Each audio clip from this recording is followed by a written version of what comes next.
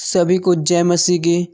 हम हिंदू धर्म ग्रंथों और बाइबल में के अनुसार देखेंगे कि पृथ्वी किस पर टिकी है।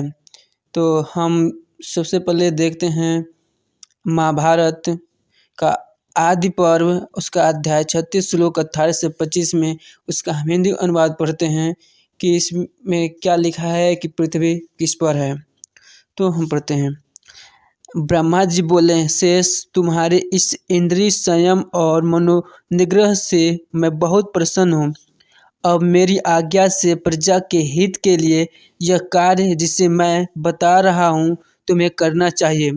शेषनाग पर्वत, वन, सागर, ग्राम, विहार और नगरों सहित यह समूची पृथ्वी प्राय हिलती डुलती रहती है। तुम इससे भली भांति धारण करके इस प्रकार स्थिर रहो जिससे यह पूर्णतः अचल हो जाए।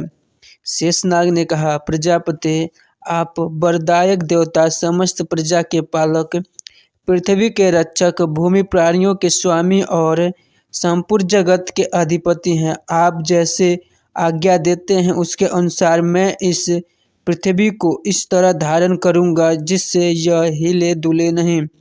आप इसे मेरे सिर पर रख दें। ब्रह्मा जी ने कहा, नागराज शेष, तुम पृथ्वी के नीचे चले जाओ, यह स्वयं तुम्हें वहां जाने का मार्ग दे देगी। इस पृथ्वी को धारण कर लेने पर तुम्हारे द्वारा मेरा अत्यंत प्रिय कार्य संपन्न हो जाएगा। उग्रश्रवा जी कहते हैं, नागराज वासुकी के बड़े भाई सर्वसमर्थ भगवान शेष ने बहुत अच्छा कहकर ब्रह्मा जी की आज्ञा शिरोधार्य की और पृथ्वी के बीवर में प्रवेश करके समुद्र से घिरी हुई वसुधा देव अर्थात पृथ्वी को उन्होंने सब ओर से पकड़कर सिर पर धारण कर लिया। धारण मतलब कि धारण का अर्थ होता है कि किसी भी चीज को अपने ऊपर उठाना, यानी पृथ्वी को अपने सिर पर उठा लिया। तभी से यह पृथ्वी स्थिर हो गई है। तदंतर ब्रह्मा जी बोले, नागोत्तम, तुम शेष हो, धर्म ही तुम्हारा आराध्य देव है। तुम अकेले अपने अनंत फनों से इस सारी पृथ्वी को पकड़कर उसी प्रकार धारण करते हो। धारण का मतलब बता चुका हूँ। जैसे मैं अथवा इंद्र, उग्रश्रवा जी कहते हैं, शौनक, इस प्रकार प्रतापी नागर भगवान अनंत अकेले ही ब्रह्मा जी के आदेश से इस सारी पृथ्वी को धारण करते हुए भूमि के नीचे पाताल लोक में निवास करते हैं। तत्पश्चात देवताओं में श्रेष्ठ भगवान पितामह ने शेषनाग के लिए विंतानंदम गरुण को सहायक बना दी है। यह तो महाभारत था जहाँ पर शेषनाग पृथ्वी को अपने सिर पर मतलब कि उठा कर रखे हैं। अब हम रामचरितमानस में देख लेते हैं कि यहाँ पर तुलसीदास क्या कहते हैं। तो उसके लिए हम रामचरितमानस बालकंद दोहा 72 और चौपाई 2 का भावार्थ पढ़ेंगे हिंदी में। तप के बल से ही ब्रह्मा संसार को रचते हैं और तप के बल से ही विष्णु सारे जगत का पालन करते हैं।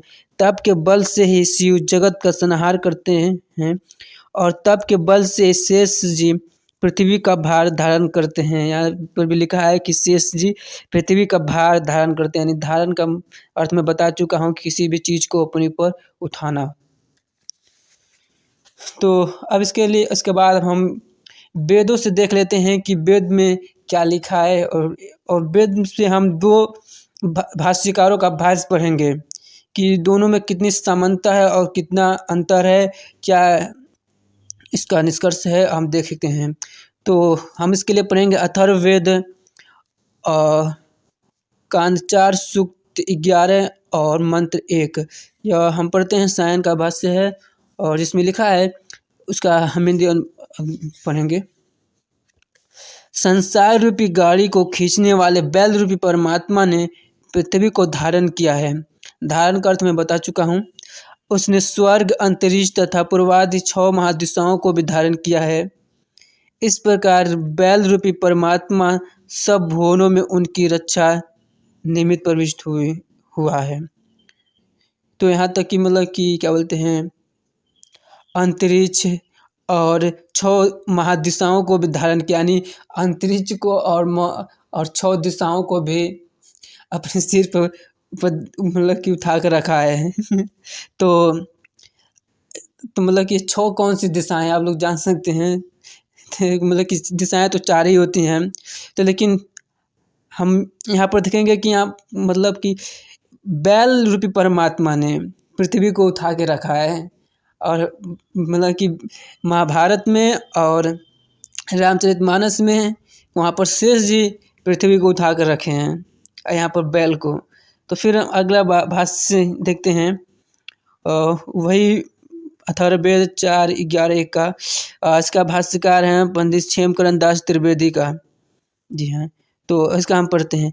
प्राण और जीविका पहुँचाने वाले परमेश्वर ने पृथ्वी और सूर्य को धारण किया था। प्राण और जीविका पहुँचाने वाले परमेश्वर ने चौरे मध्यलोक व आकाश को धारण किया था। प्राण और जीविका पहुँचाने वाले परमेश्वर ने पूर्वादि, नीचे और उपकारी 6 चौरी महादिशाओं को धारण किया था। प्राण और जीविका पहुँचाने वाले परमेश्वर ने सब जगत में सब प्रकार प्रवेश किया था।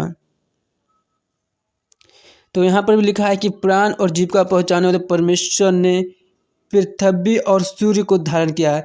यानी अभी तक जो पढ़ा था वहाँ पर लिखा था कि पृथ्वी को धारण किया था, यहाँ पर लिखा है कि पृथ्वी और सूर्य को धारण किया, यानी पृथ्वी और सूर्य दोनों को अपने सिर पे उठाकर रखा है। यानी मतलब पृथ्वी और सूर्य किसी के सिर पे है, तो यहाँ पर किसी का मतलब परमेश्वर से, यानी परमेश्वर पृथ्वी और सूर्य को अपने सिर पर रखा है, मतलब 2 ही चीज़ को। तो ब्रह्मांड में तो और भी तो ग्रह हैं, और भी प्लेनेट हैं, तारे हैं, तो उन लोगों वे सारी चीज़ें किसके सिर पर हैं, इत्यादि सवालें हैं। लेकिन आप सभी लोग समझ सकते हैं कि इनके ग्रंथों में एक ग्रंथ दूसरे ग्रंथ में के प्रति विरोधाभास भी है, और यह उचित भी नहीं है कि पृथ्वी किसी के सिर पर हो। तो अब हम बाइबल में देखेंगे कि बाइबल यह इस विषय में क्या कहती है, पृथ्वी किस पर है। तो हम इसके लिए पढ़ेंगे बाइबल अय्यूब की पुस्तक, उसका 26 अध्याय, उसका 7वां वचन, जहाँ पर लिखा हुआ, उत्तर दिशा को निराधार फैलाए रहता है और बिना तेक पृथ्वी को लटकाए रखता है।